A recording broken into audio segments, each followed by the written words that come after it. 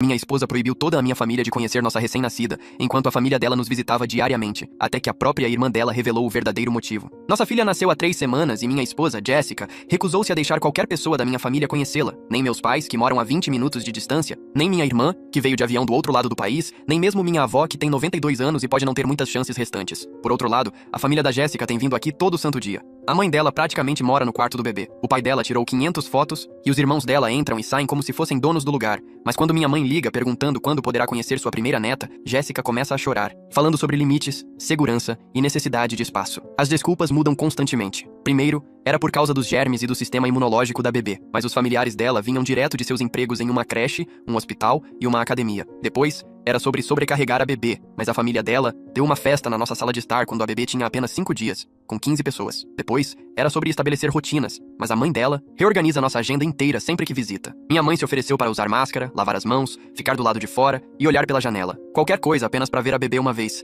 Mas Jessica disse que isso era assustador e obsessivo. Quando minha mãe enviou um presente, Jessica o devolveu, dizendo que não tínhamos espaço para mais coisas, enquanto a mãe dela havia enchido o quarto do bebê com coisas que não precisávamos ou queríamos. Tentei conversar com a Jessica sobre justiça, e ela disse que a vida não era justa e que eu precisava respeitá-la como mãe. Ela disse que tinha passado pelo parto, então ela tinha o direito de criar as regras sobre quem via a bebê. Quando apontei que eu era o pai, ela disse que eu não entendia o vínculo entre mãe e filho e que eu estava sendo controlador. A mãe dela a apoiou dizendo: mães recentes precisam de apoio, não de discussões. Me olhando como se eu fosse algum tipo de abusador, por querer que minha família conhecesse minha filha. Minha irmã tinha planejado toda a sua visita em torno de conhecer a bebê. Ela tirou folga do trabalho, comprou passagem aérea e reservou um hotel para não nos incomodar. E Jessica sabia disso há meses. Quando minha irmã chegou, Jessica de repente desenvolveu ansiedade em relação a visitas e disse que não conseguia lidar com ninguém fora de seu sistema de apoio imediato, o que aparentemente incluía apenas seus parentes de sangue. Minha irmã ficou sentada no quarto de hotel por 4 dias, esperando permissão para conhecer a sobrinha antes de voar para casa, desolada. Enquanto isso, Jessica postava nas redes sociais sobre como a maternidade era difícil,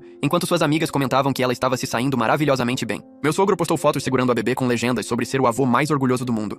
Mas quando meu pai comentou perguntando quando poderia conhecê-la, Jessica excluiu o comentário e o bloqueou, me dizendo que ele estava sendo agressivo e ultrapassando limites nas postagens dela. O ponto de ruptura aconteceu quando minha avó ligou do hospital. Ela tinha sofrido uma queda e estava sendo internada para uma cirurgia. Ela perguntou se poderia ver uma foto da bebê antes da operação, só por precaução. Jessica me ouviu ao telefone e começou a gritar que eu estava manipulando-a emocionalmente, usando a saúde da minha avó. Ela pegou meu telefone e disse à minha avó que ela era tóxica por fazer chantagem emocional com uma mãe recente e desligou na cara dela. Minha avó ficou tão confusa, achando que tinha feito algo terrível. Foi aí que a irmã da Jessica, Amy, me chamou de lado. Ela estava assistindo a tudo se desenrolar e não conseguia mais ficar calada. Ela me contou o verdadeiro motivo pelo qual Jessica estava mantendo minha família afastada. Antes de nos casarmos, Jessica foi noiva de outra pessoa chamada Christopher, cuja mãe tinha sido muito envolvida no planejamento do casamento. E Jessica odiou isso. Quando terminaram, Jessica jurou que nunca deixaria outra sogra chegar perto de qualquer filho futuro que ela tivesse. Ela vinha planejando isso desde que engravidou, dizendo à família dela que iria estabelecer dominância cedo e garantir que minha mãe soubesse o seu lugar, que era longe da bebê. Amy disse que Jessica tinha toda uma estratégia sobre fazer minha família implorar e rastejar, para depois ainda dizer não e quebrar o ânimo deles. Ela queria que eles desistissem de tentar,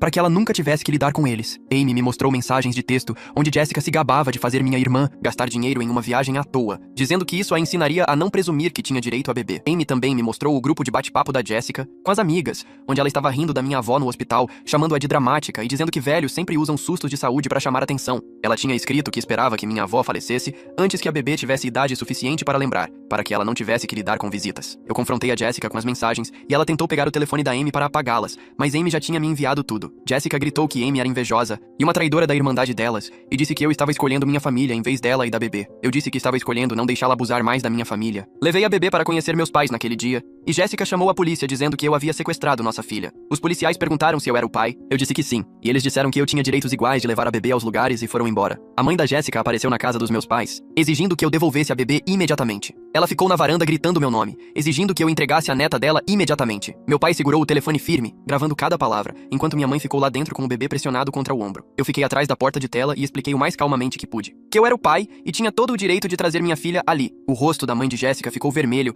enquanto ela gritava que eu era um sequestrador, que eu tinha roubado o bebê, que Jessica estava em casa tendo um ataque de pânico por causa do que eu tinha feito. Meu pai continuou filmando, sem dizer uma palavra, apenas documentando tudo. Ela ameaçou ligar para o advogado dela ali mesmo. Disse que garantiria que eu nunca mais visse minha filha. que Jéssica ficaria com a guarda total e eu teria sorte de conseguir visitas supervisionadas uma vez por mês. Meu pai deu zoom no rosto dela enquanto ela fazia a ameaça, capturando cada palavra claramente em vídeo. Após 20 minutos de gritaria, ela finalmente voltou para o carro e saiu cantando o pneu da garagem, quase acertando a caixa de correio na saída. Meus pais e eu ficamos ali, em silêncio por um momento, antes que minha mãe perguntasse se eu estava bem. Eu não tinha certeza de como responder a essa pergunta. Dirigi para casa 3 horas depois, sabendo que precisava sentar com Jéssica e ter uma conversa real sobre nosso casamento, sobre o que estava acontecendo, sobre se poderíamos consertar isso. Quando entrei na nossa garagem, todas as luzes da casa estavam acesas e eu podia ver sombras passando pelas janelas. Entrei pela porta da frente e encontrei toda a família de Jéssica na nossa sala de estar. O pai dela levantou-se primeiro e começou a gritar antes mesmo de eu fechar a porta atrás de mim. Ele me chamou de sequestrador, disse que eu havia traumatizado a filha dele, exigiu saber que tipo de homem tira um bebê de sua mãe sem permissão. A mãe de Jéssica se juntou a ele, dizendo que eu estava tentando roubar o bebê, que eu era perigoso, que deveriam chamar a polícia novamente. O irmão dela me acusou de ser controlador.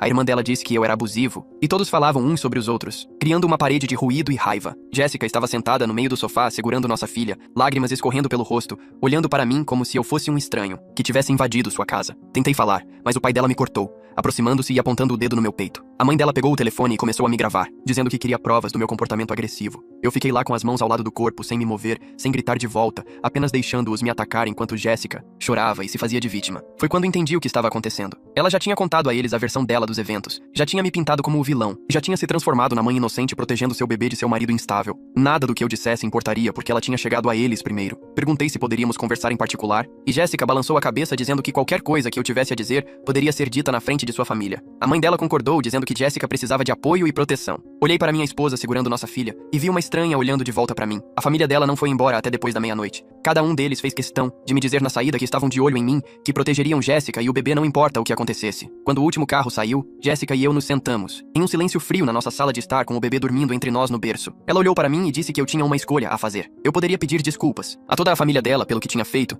admitir que estava errado em levar o bebê sem a permissão dela e prometer nunca deixar minha família perto de nossa filha, sem a aprovação explícita dela. Ou eu poderia recusar, e ela garantiria que eu me arrependesse pelo resto da minha vida. Eu disse a ela que não pediria desculpas por deixar meus pais conhecerem a neta. Ela pegou o berço e foi para o nosso quarto, trancando a porta atrás de si e me deixando sozinho na sala. Passei a noite no sofá, olhando para o teto, ouvindo o bebê chorar através das paredes enquanto Jéssica se recusava a me deixar entrar para ajudar. Na manhã seguinte, a família de Jéssica iniciou o ataque por todos os canais que tinham. Meu telefone começou a vibrar antes das 7, com mensagens de texto da mãe dela, dos irmãos, do pai, todos me dizendo que eu precisava pedir desculpas e consertar o que havia quebrado. A mãe de Jéssica postou nas redes sociais sobre proteger bebês de pessoas perigosas, mantendo a postagem vaga o suficiente para que qualquer um que a lesse preenchesse com seus próprios piores medos. As amigas dela comentaram imediatamente com apoio, perguntando se ela estava bem, oferecendo ajuda no que fosse preciso. O pai dela compartilhou artigos sobre direitos parentais e batalhas de custódia, cada um com uma legenda direta sobre pais que tentam controlar suas famílias. Ao meio-dia, meus próprios parentes estavam me ligando, tendo visto as postagens, perguntando se estava tudo bem e o que realmente estava acontecendo. Tentei explicar, mas parecia loucura, até para os meus próprios ouvidos. Minha esposa não deixa minha família conhecer o bebê, mas a família dela visita todos os dias. Ela chamou a polícia quando levei nossa filha para conhecer meus pais. Agora a família inteira dela está me atacando online e por mensagens. Parecia que eu era o problema, como se eu fosse o irracional. Jéssica recusou-se a falar comigo diretamente, enviando toda a comunicação através de sua mãe, que ligava a cada poucas horas com novos ultimatos e exigências. No final do segundo dia, eu tinha mais de 100 mensagens, entre textos, e-mails e redes sociais, todas me pintando como um pai instável que havia sequestrado sua própria filha. Amy apareceu no meu local de trabalho durante meu intervalo de almoço, olhando por cima do ombro enquanto atravessava o estacionamento como se estivesse sendo seguida. Ela tinha o laptop debaixo do braço e perguntou se poderíamos conversar em algum lugar privado. Sentamos no meu carro e ela abriu um grupo de bate-papo online privado que fez meu estômago revirar. Jéssica vinha documentando sua estratégia desde o 6º mês de gravidez, completa com conselhos de outras mulheres sobre como excluir legalmente os sogros e estabelecer controle exclusivo sobre o acesso ao bebê. As mensagens remontavam a meses, mostrando Jéssica pesquisando leis de direitos parentais em nosso estado, fazendo perguntas sobre como construir um caso para eu ser considerado instável, comemorando cada vez que ela mantinha minha família afastada durante consultas médicas e visitas ao hospital. Uma mulher disse a Jéssica para começar a documentar tudo o que eu fazia de errado, até pequenas coisas, para construir um padrão de comportamento preocupante. Outra sugeriu que Jéssica falasse com um advogado antes do bebê nascer para entender seus direitos. Jéssica respondeu a essa, dizendo que já havia consultado alguém e sabia exatamente o que precisava fazer. Amy rolou mensagem após mensagem, mostrando o plano calculado de Jéssica para controlar o acesso à nossa filha. Tirei um dia de folga pessoal do trabalho e dirigi para me encontrar com Samir Carlson, o advogado de direito de família que minha irmã encontrou através de sua pesquisa sobre direitos parentais. O escritório dele ficava em um prédio no centro da cidade, o tipo de lugar que parecia caro demais para mim, mas eu não tinha mais escolha. Samir revisou tudo o que trouxe, espalhando as capturas de tela de Amy em sua mesa, ao lado das mensagens de texto, o relatório policial da falsa alegação de sequestro de Jéssica e o vídeo que meu pai havia feito da mãe de Jéssica me ameaçando. Ele explicou que eu tinha direitos parentais iguais, independentemente de quem deu à luz, que Jéssica não podia legalmente me impedir de levar nossa filha a lugares, e que o padrão de comportamento dela poderia realmente trabalhar contra ela em qualquer disputa de custódia. Ele perguntou se eu queria tentar salvar o casamento ou se estava pronto para pedir separação e custódia. Eu disse a ele que ainda não sabia. Eu só precisava entender meus direitos e proteger a capacidade da minha família de ver a neta. Samir disse que redigiria uma carta para Jéssica, descrevendo meus direitos parentais e as obrigações legais dela, e que se ela continuasse a interferir, poderíamos entrar com um pedido formal de acordo de custódia. Jéssica de alguma forma descobriu que eu tinha me encontrado com um advogado horas depois de eu sair do escritório de Samir. Suspeito que a mãe dela estava me seguindo ou verificando meus extratos de cartão de crédito, porque não havia outra maneira de ela saber tão rápido. Quando cheguei em casa naquela noite, encontrei as fechaduras trocadas no nosso quarto e no quarto do bebê. Um bilhete estava colado na porta do quarto me dizendo que eu poderia dormir no quarto de hóspedes até cair em mim. Tentei a maçaneta e a encontrei trancada. Tentei ligar para o telefone de Jéssica e fui direto para a caixa postal. A mãe dela atendeu no segundo toque quando liguei, dizendo que havia se mudado para nossa casa para apoiar Jéssica durante esse momento difícil. Ela me disse que Jéssica e o bebê estavam dormindo no quarto do bebê e que eu não era bem-vindo em nenhum dos quartos até pedir desculpas e concordar com os termos de Jéssica. Perguntei onde eu deveria dormir e ela disse que o quarto de hóspedes era perfeitamente confortável, que talvez um tempo sozinho me ajudasse a pensar no que eu tinha feito. Quando verifiquei nossas contas bancárias naquela noite, descobri que Jéssica havia alterado todas as senhas e transferido a maior parte do nosso dinheiro para contas apenas em nome dela. Minha mãe contatou um mediador profissional que ela encontrou através de nossa igreja, esperando que pudéssemos resolver isso antes que se tornasse uma batalha legal completa. Surpreendentemente, Jéssica concordou em se encontrar, desde que sua mãe pudesse comparecer. A sessão de mediação aconteceu em um escritório neutro em um prédio perto do tribunal. Sentamos ao redor de uma mesa de conferência, eu e meus pais de um lado, Jéssica e sua mãe do outro, com o mediador na cabeceira tentando facilitar a conversa. Em 15 minutos, ficou claro que isso era um desastre. A mãe de Jéssica dominou a conversa, interrompendo o mediador, falando por Jéssica, rejeitando cada sugestão antes mesmo que Jéssica pudesse responder. O mediador teve que pedir repetidamente para que ela deixasse Jéssica falar por si mesma. Mas Jéssica apenas chorava e repetia que eu havia traído sua confiança. Meus pais ofereceram compromissos, dizendo que aceitariam visitas supervisionadas, reuniões curtas, o que Jéssica precisasse para se sentir confortável. A mãe de Jéssica rejeitou tudo, dizendo que minha família não era confiável, que eles já haviam provado que não respeitavam os limites de Jéssica, ao me encorajar a levar o bebê sem permissão. Jéssica concordava com tudo o que sua mãe dizia, nunca a contradizendo, nunca oferecendo seus próprios pensamentos. O mediador finalmente sugeriu que fizéssemos uma pausa e, quando voltamos, Jéssica e sua mãe anunciaram que estavam indo embora porque aquilo era claramente uma perda de tempo. 2 dias após a mediação fracassada, alguém entrou no meu escritório no trabalho, carregando um envelope pardo com meu nome. Fui notificado com documentos legais ali mesmo na frente dos meus colegas de trabalho. Jéssica havia entrado com um pedido de custódia de emergência, alegando que eu havia sequestrado nossa filha,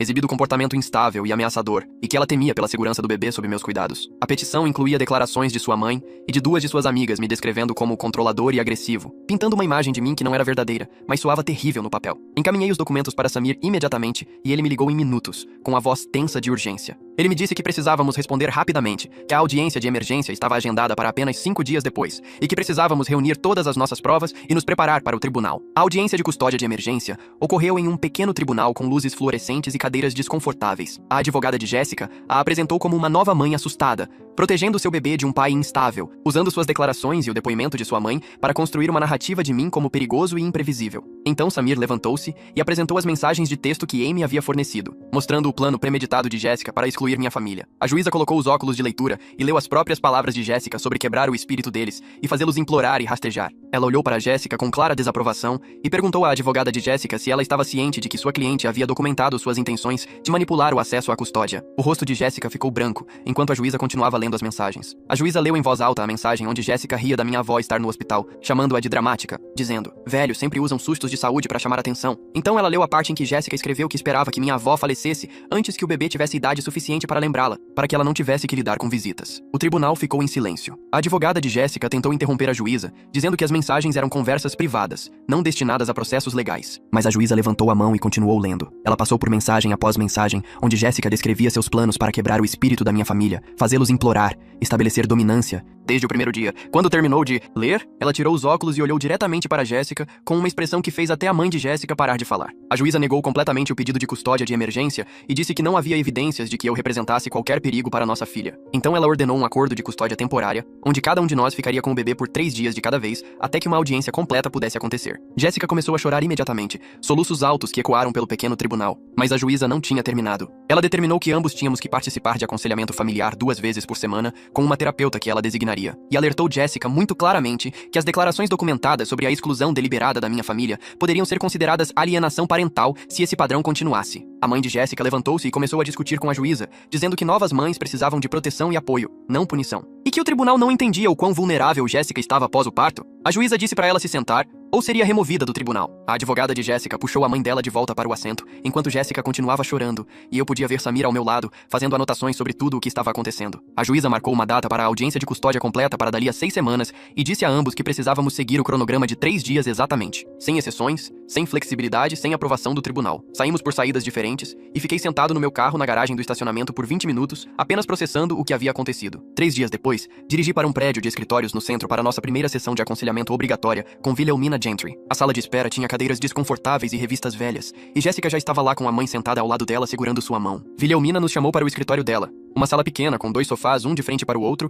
e uma cadeira onde ela se sentou com um bloco de notas. A mãe de Jessica tentou nos seguir, mas Wilhelmina a parou na porta, dizendo que aquilo era apenas para os pais. A sessão começou com Wilhelmina pedindo a cada um de nós para descrever o que nos trouxe ali, e Jessica imediatamente começou a chorar e falar sobre como o parto foi difícil, como se sentia sobrecarregada, como ninguém entendia o que as novas mães passavam. Ela falou por provavelmente 20 minutos sobre sua experiência de parto, sobre noites sem dormir, sobre como era assustador ser responsável por um pequeno ser humano. Wilhelmina ouviu pacientemente, concordando ocasionalmente, fazendo anotações. Então ela perguntou a Jessica diretamente sobre as mensagens de texto, descrevendo seu plano para excluir minha família, e toda a postura de Jessica mudou. Ela parou de chorar e disse que aquelas mensagens foram tiradas de contexto, que ela estava apenas desabafando com amigas como todas as novas mães fazem, que todo mundo diz coisas que não quer dizer quando está estressado. Wilhelmina perguntou que contexto tornaria aceitável esperar que a avó de alguém morresse, e o rosto de Jessica ficou vermelho. Ela disse que Wilhelmina tinha preconceito contra mães, que terapeutas deveriam ser solidários, que ela estava distorcendo as palavras de Jessica para fazê-la parecer má. Wilhelmina manteve a calma e disse que estava simplesmente lendo o que Jessica havia escrito em suas próprias palavras. Jessica cruzou os braços e recusou-se a falar pelo resto da hora, e Wilhelmina documentou isso em suas anotações. Meu telefone tocou enquanto eu estava no trabalho 2 dias depois,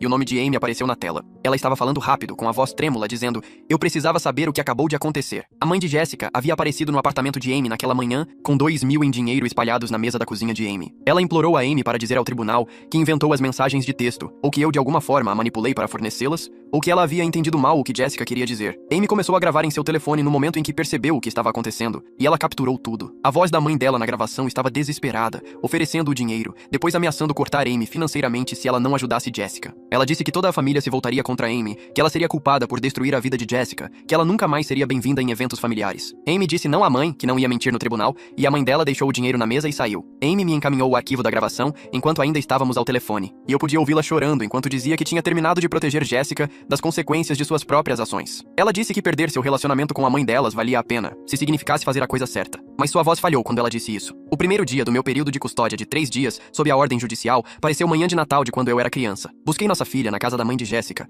onde elas estavam ficando, e Jessica a entregou sem olhar para mim. Dirigi direto para a casa da minha avó, onde ela estava se recuperando em casa da cirurgia. Toda a minha família já estava lá esperando, e quando entrei carregando o bebê, minha avó começou a chorar. Ela segurou sua bisneta pela primeira vez, tocando seus dedinhos, olhando para o rosto dela como se estivesse memorizando cada detalhe. Minha mãe tirou fotos de 4 gerações juntas. Minha avó em sua poltrona segurando o bebê. Minha mãe atrás dela. Eu ao lado delas. Minha irmã finalmente pôde segurar a sobrinha sentada no sofá e ficou apenas olhando para ela por longos minutos sem dizer nada. Meu pai sentou-se quieto em sua cadeira com o bebê dormindo em seu peito. E eu observei o rosto dele relaxar de uma maneira que eu não via há semanas. Ninguém tentou fazer demais ou sobrecarregar o bebê. Apenas ficamos sentados juntos na sala da minha avó, passando-a gentilmente, deixando todos terem sua vez. Minha mãe fez o almoço e comemos enquanto o bebê dormia. E por algumas horas, tudo pareceu normal e certo. Minha avó me disse antes de eu ir embora que ela estava rezando por este momento, que não tinha certeza se viveria para vê-lo, e eu tive que me virar para que ela não me visse chorando. Os 3 dias com minha família passaram rápido demais, e a noite de domingo chegou quando eu deveria devolver o bebê a Jessica. Dirigi para nossa casa no horário combinado, 18, mas o carro de Jessica não estava na garagem. Liguei para o telefone dela e fui direto para a caixa postal. Mandei uma mensagem perguntando onde ela estava e não obtive resposta. Sentei no meu carro com o bebê na cadeirinha atrás de mim,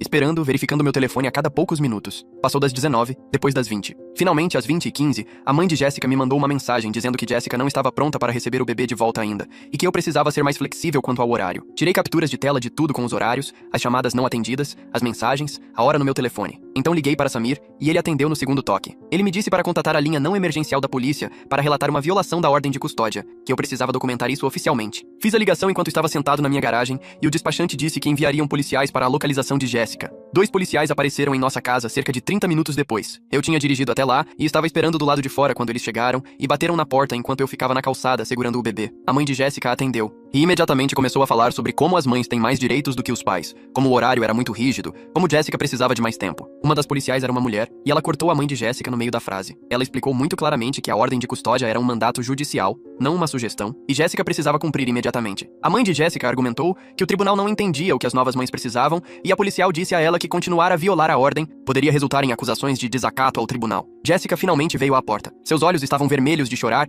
e a policial perguntou se ela estava se recusando a aceitar a custódia de sua filha no horário ordenado pelo tribunal. Jéssica estendeu a mão para o bebê e eu a entreguei. E Jéssica começou a chorar dramaticamente enquanto a segurava. Os policiais documentaram tudo em seu relatório, anotando o horário, o atraso, as declarações da mãe de Jéssica. Eles disseram a nós dois que a próxima troca precisava acontecer na hora certa, ou haveria consequências legais e foram embora. Nossa próxima sessão de aconselhamento aconteceu 3 dias depois, e Wilhelmina começou dizendo que havia revisado suas anotações da nossa primeira sessão e tinha algumas recomendações. Ela olhou para Jéssica e disse que estava recomendando terapia individual para tratar o que ela identificou como problemas de controle decorrentes de traumas de relacionamentos passados. O rosto de Jéssica ficou pálido e ela começou a interromper, mas Wilhelmina continuou falando. Ela disse que notou padrões preocupantes em como Jéssica usava o bebê como uma arma contra minha família, e que embora seus sentimentos sobre a mãe do ex fossem válidos, ela agora estava punindo pessoas que não tinham nada a ver com aquela situação. Ela explicou que Jéssica estava usando nossa filha para acertar velhas contas emocionais de um relacionamento completamente diferente, e que isso não era saudável para ninguém envolvido. Jéssica levantou-se e disse que Wilhelmina não entendia nada, que ela deveria estar ajudando, mas estava apenas piorando as coisas. Wilhelmina manteve a calma e disse que estava tentando ajudar Jéssica a ver os padrões em seu comportamento antes que eles danificassem permanentemente seu relacionamento com a filha. Jéssica pegou a bolsa e saiu da sessão no meio, me deixando sentado lá sozinho com Wilhelmina. Wilhelmina escreveu algo em suas anotações e disse que documentaria isso em seu relatório para o tribunal. Nas 2 semanas seguintes, comecei a notar rachaduras no sistema de apoio da família de Jéssica. Amy tinha ficado completamente do meu lado e se mudado da casa dos pais para um apartamento com uma colega de quarto. Então Chase, o irmão mais novo de Jéssica, começou a me enviar mensagens em particular, dizendo que achava que a irmã tinha ido longe demais. Ele disse que tentou conversar com Jéssica sobre um compromisso e ela gritou com ele dizendo que ele a estava traindo, que todos estavam contra ela, que ela era a vítima em tudo isso. Chase me disse que o pai deles estava ficando cansado do drama e só queria que Jéssica resolvesse um acordo de custódia razoável para que a família pudesse seguir em frente. A mãe de Jéssica estava se tornando cada vez mais isolada em seu apoio à posição extrema de Jéssica. Até algumas das amigas de Jéssica pararam de comentar em suas postagens nas redes sociais e as que comentavam sugeriam que ela considerasse terapia ou mediação. Chase me enviou capturas de tela do grupo da família, onde o pai deles havia escrito que Jéssica precisava aceitar a realidade e parar de lutar uma batalha que já havia perdido. Jéssica respondeu saindo do grupo inteiramente. Meu telefone vibrou com uma mensagem de Jéssica, perguntando se poderíamos nos encontrar sozinhos, sem advogados, sem família. Concordamos em nos encontrar em um estacionamento perto da nossa casa, território neutro onde nenhum de nós se sentiria emboscado. Cheguei primeiro e fiquei sentado no meu carro esperando, e quando ela parou ao meu lado, parecia exausta. Nós dois saímos e sentamos no carro dela porque estava chovendo, e por alguns minutos nenhum de nós disse nada. Então Jéssica começou a falar, com a voz quieta e trêmula. Ela disse que estava com medo desde que engravidou de perder o controle, como aconteceu com a mãe de Christopher, que ver a empolgação da minha família desencadeou todos aqueles velhos sentimentos de estar sobrecarregada e impotente. Ela admitiu que a mãe de Christopher tinha tomado conta de tudo, o planejamento do casamento, a vida deles, e tinha sido sufocante. Quando terminaram, ela prometeu a si mesma que nunca deixaria isso acontecer novamente. Mas ela percebeu agora que tinha ido longe demais na direção oposta. Eu disse a ela que entendia estar ferido por experiências passadas, que entendia por que ela estava com medo. Mas nossa filha merecia conhecer as 2 famílias. Eu disse que não podia continuar casado com alguém que usaria nossa filha como arma para ferir as pessoas que eu amava, que eu não podia vê-la punir minha família por coisas que a mãe de Christopher tinha feito. Nós dois choramos sentados lá no carro dela, enquanto a chuva batia no para-brisa. Jéssica disse que não sabia se conseguiria mudar o suficiente para fazer esse casamento funcionar, e eu disse que também não sabia. 6 semanas após a audiência de emergência, estávamos de volta ao tribunal para a audiência de custódia completa. Desta vez, ambos os lados tinham casos completos preparados com evidências, declarações de testemunhas e recomendações profissionais. A advogada de Jéssica apresentou o lado dela primeiro, focando no vínculo, na amamentação e no instinto materno. Então Samir apresentou nossas evidências, incluindo a nova gravação da mãe de Jéssica tentando subornar o relatório policial da violação de custódia e as anotações detalhadas de Wilhelmina sobre Jéssica saindo da terapia. O relatório escrito de Wilhelmina recomendava custódia igualitária com trocas estruturadas. Notava o progresso de Jéssica em começar a reconhecer seus problemas de controle, mas também documentava sua contínua resistência em permitir que minha família tivesse acesso não supervisionado ao bebê. A juíza leu tudo cuidadosamente, levando seu tempo, fazendo perguntas sobre incidentes específicos e detalhes da linha do tempo. Então, ela estabeleceu um acordo de custódia permanente, onde alternaríamos as semanas com o bebê, com ambas as famílias autorizadas a visitar durante nossos respectivos tempos de custódia, sem exigir a permissão do outro pai. Jéssica começou a chorar novamente, mas não discutiu, e sua advogada disse que cumpririam a ordem. Comecei a ir às minhas sessões de terapia individual toda terça-feira à noite, e Jéssica ia às dela nas tardes de quinta-feira com um terapeuta diferente aprovado pelo tribunal. Wilhelmina continuou trabalhando com nós dois separadamente, verificando como estávamos lidando com o acordo de custódia e se estávamos progredindo nos problemas que nos trouxeram ao tribunal. Cerca de 6 semanas após o início do novo cronograma, Wilhelmina me ligou após uma de suas sessões com Jéssica e perguntou se poderíamos tomar um café para conversar sobre algo extraoficial. Sentamos em um canto tranquilo de uma cafeteria perto do escritório dela, e ela me disse que Jéssica estava finalmente fazendo o trabalho real em seu trauma com Christopher, em vez de apenas culpar os outros por seus problemas. Ela disse que Jéssica passou semanas desviando e dando desculpas, mas algo havia mudado recentemente, e ela estava começando a reconhecer como havia recriado a exata dinâmica de controle que odiava, só que com ela mesma detendo todo o poder desta vez. Wilhelmina não podia compartilhar detalhes específicos por causa da confidencialidade, mas queria que eu soubesse que Jéssica estava fazendo um progresso genuíno e poderia realmente ser capaz de ser uma boa coparental eventualmente. Agradeci a ela por me contar, embora isso não mudasse o fato de que nosso casamento provavelmente havia acabado. 3 dias depois, Jéssica me ligou durante sua semana de custódia por volta das 20 horas. Quase não atendi, porque geralmente só trocávamos mensagens sobre horários de busca e suprimentos para o bebê, mas algo me fez atender. A voz dela parecia diferente, mais calma e menos defensiva do que eu ouvia há meses. Ela pediu desculpas por tudo. Realmente pediu desculpas, sem dar desculpas ou culpar outras pessoas, e disse que seu terapeuta a estava ajudando a ver como ela usou nossa filha como uma arma para ferir minha família, porque estava com medo de perder o controle novamente. Ela me contou sobre a mãe de Christopher assumindo o planejamento do casamento, escolhendo tudo, desde as flores até o cardápio e a lista de convidados, sem perguntar o que Jéssica queria. Ela disse que parecia que estava se afogando, como se fosse apenas um adereço no evento de outra pessoa, e quando o noivado terminou, ela prometeu a si mesma que nunca mais se sentiria tão impotente. Mas então ela engravidou e viu a empolgação da minha mãe, e isso desencadeou todos aqueles velhos sentimentos. E em vez de conversar comigo sobre isso, ela construiu toda essa estratégia para garantir que minha família soubesse que não tinha poder sobre nosso bebê. Ela disse que entendia agora que tinha ido longe demais na direção oposta, que tinha se tornado a pessoa controladora que odiava, e sentia muito pelo que tinha feito à minha avó, à minha irmã e aos meus pais. Isso não consertou nosso casamento, e nós dois sabíamos disso. Mas foi a primeira vez que ela assumiu a responsabilidade real por suas ações, em vez de justificá-las. 2 semanas depois, ambas as famílias sentaram-se juntas no escritório de Wilhelmina para uma sessão de mediação para estabelecer limites claros e um cronograma de visitação, agora que o acordo de custódia era permanente. A mãe de Jéssica apareceu parecendo tensa e infeliz, e meus pais entraram parecendo cautelosos, mas esperançosos. Wilhelmina começou explicando que precisávamos criar regras que funcionassem para todos, e que ambos os lados precisariam ceder. A mãe de Jéssica disse imediatamente que deveria poder visitar sempre que quisesse durante as semanas de custódia de Jéssica, porque era a avó materna e tinha um vínculo especial com o bebê. Wilhelmina gentilmente a redirecionou e disse que esse era exatamente o tipo de pensamento que havia causado problemas, que ambos os avós tinham igual importância na vida do bebê. Passamos 2 horas trabalhando em um cronograma, onde ambos os conjuntos de avós poderiam visitar durante nossas respectivas semanas de custódia, mas todos precisavam ligar antes e respeitar se disséssemos que não era um bom momento. A mãe de Jéssica foi a que mais lutou para aceitar limites, argumentando que esteve lá desde o primeiro dia e não deveria ser tratada da mesma forma que meus pais, que haviam sido excluídos. Mas Jéssica, na verdade, apoiou os limites que estávamos estabelecendo, dizendo à mãe que ela poderia visitar durante as semanas de Jéssica, mas precisava ligar antes e não poderia simplesmente aparecer mais. Meus pais concordaram com as mesmas regras sem discussão e criamos um calendário compartilhado em nossos telefones para que todos soubessem o cronograma e não houvesse confusão sobre quem estava com o bebê e quando. Durante minhas semanas de custódia, minha família se estabeleceu em uma rotina confortável, onde meus pais vinham jantar 2 vezes por semana, geralmente terças e sextas à noite. Minha irmã começou a fazer chamadas de vídeo do outro lado do país todo domingo de manhã para ver o bebê e conversar comigo sobre como as coisas estavam indo. Minha avó visitava todo domingo à tarde, sentando na minha sala de estar, segurando sua bisneta e contando histórias sobre quando meu pai era jovem. O bebê estava prosperando com um tempo regular com ambas as famílias, e eu podia vê-la começando a reconhecer pessoas diferentes e responder a rostos familiares. Ela sorria quando minha mãe a pegava no colo e tentava pegar os óculos do meu pai, e tinha se acostumado com a voz suave da minha avó durante aquelas visitas de domingo. Minha mãe me disse uma noite, enquanto limpávamos depois do jantar, que estava grata por termos lutado por isso, mesmo que tivesse nos custado nosso casamento, porque nossa filha cresceria sabendo que era amada por todos, não apenas por um lado de sua família. 6 meses depois daquele dia terrível em que levei o bebê pela primeira vez para conhecer meus pais, eu estava morando no meu próprio apartamento, a cerca de 15 minutos da nossa antiga casa. Jéssica e eu havíamos desenvolvido um relacionamento de coparentalidade funcional que era melhor do que nosso casamento tinha sido no final. Provavelmente porque não estávamos mais tentando ser casados e podíamos apenas focar em criar nossa filha. Trocávamos o bebê todo domingo à noite às 18 horas, nos encontrando no estacionamento de um parque a meio caminho entre nossas casas. As entregas eram geralmente rápidas e sem drama, apenas atualizações sobre a agenda do bebê e quaisquer suprimentos que precisassem ser repostos. Ambas as famílias tinham acesso regular durante nossas respectivas semanas e ninguém precisava de permissão do outro pai, porque a ordem judicial havia resolvido essa questão permanentemente. Jéssica até pediu desculpas à minha avó diretamente, ligando para ela uma tarde e dizendo que sentia muito pelas coisas cruéis que havia dito quando minha avó estava no hospital. Minha avó chorou e a perdoou imediatamente, porque esse é o tipo de pessoa que ela era. Nossa filha cresceria em 2 lares em vez de um, passando metade do tempo comigo e minha família, e metade com Jessica e a dela. Não era a vida que eu tinha imaginado quando nos casamos e planejamos ter filhos juntos, mas ela saberia que ambas as suas famílias a amavam e queriam fazer parte de sua vida. Às vezes, esse é o melhor resultado que se pode esperar quando adultos cometem erros que não podem ser desfeitos. Quando o dano a um casamento é profundo demais para reparar, mas você ainda pode construir algo funcional para seu filho. Fiquei triste por nosso casamento não ter sobrevivido. Triste por minha filha crescer indo e voltando entre 2 casas, em vez de ter ambos os pais juntos. Mas eu estava orgulhoso por ter defendido o direito da minha família de conhecer a neta. Orgulhoso por não ter recuado quando Jessica tentou usar nosso bebê como uma arma. E eu faria a mesma escolha novamente, mesmo sabendo que isso acabaria com meu casamento.